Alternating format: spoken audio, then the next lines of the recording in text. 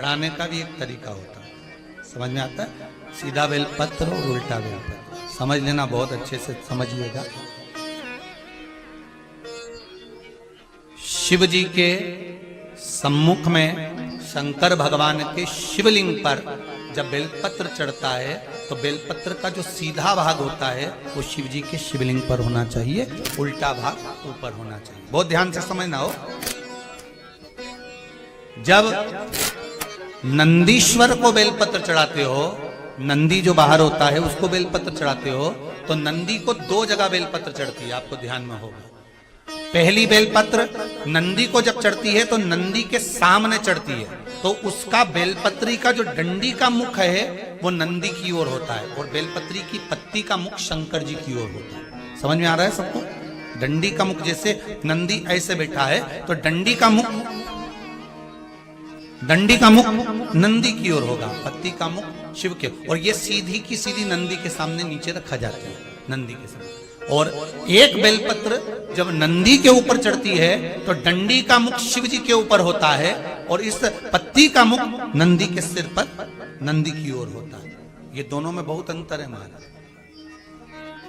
जैसे कोई बच्चा कोई कंपटीशन एग्जाम के लिए जा रहा हो या कोई परीक्षा देने के लिए जा रहा हो और पढ़ाई करे, स्मरण करे, तैयारी करे, वो अपनी जगह पर है। और ऐसा नहीं होता कि बच्चे पढ़ते नहीं है या तैयारी नहीं करते हैं। इसके बाद भी अगर उनका इंटरव्यू में पास नहीं होते या एग्जाम में पास नहीं होते तो उसके लिए ये दोनों बेलपत्री बड़ी काम करती है। बहुत ध्यान देना। जो नंदी के सामने बेलपत्र रखकर जाना, शिव जी के सम्मुख में बेलपत्र रखकर जाना, मतलब नंदी के सम्मुख में जब रखाएगी तो डंडी, जम के बोलिए, कहाँ होना चाहिए?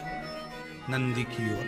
और जब ऊपर रखाएगी तो डंडी शिव की ओर हो। ये दो बेलपत्र रखकर शिव जी का स्मरण कर कर जाएं, कार्य सफलता की ओर बढ़ता है। कोई काम के लिए आप जा रहे हैं तो उसमें सफलता मिल जाती है, उसमें सफलता प्राप्त हो। शिव जी को बेलपत्र चढ़ा रहे हो, जो चिकना भाग है, सीधा भाग शिव जी के ऊपर,